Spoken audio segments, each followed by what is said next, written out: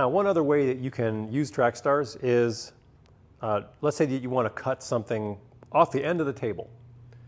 And it's a particularly long piece, and you don't want to use this cutting area for whatever reason. Maybe too much of it hangs off the other end, or whatever, it doesn't matter. So it's very simple. You're going to do the same kind of setup as we did before. 1, 2, third set of holes in from the end with the bench dogs. And then we're going to use the special long rip arrows, which are larger than the standard, and perform the same procedure. Now, because the F-squared fence is already attached to these other track stars from the previous scene, I just loosened the knobs and slid everything down together in one shot.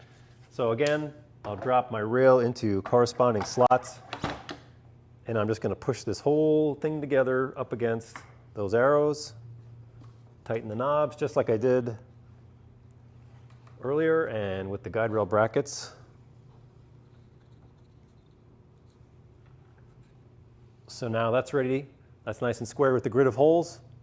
And as you'll notice, the cut line is between the end of the table and the track star. So you will not cut anything except air and your workpiece.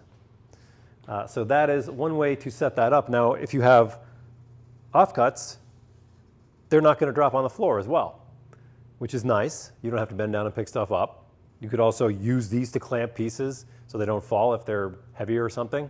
But that's one other way to use the track stars. Okay, one other use of the track stars is refining a scribe line on, let's say, a relatively narrow piece. This just approximates a piece of toe kick. It's about 4 inches wide. In some cases, if you have a piece that's too narrow to clamp to the top and still have an overhanging edge, you want access to that edge for the grinder so you don't cut the table up. So here we can use clamps and track stars to secure the piece with completely free access to the edge. So we can come along here and refine our scribe line with security and at a comfortable height, and knowing that we're not going to mess up the table. So that's just one more use. Thank you.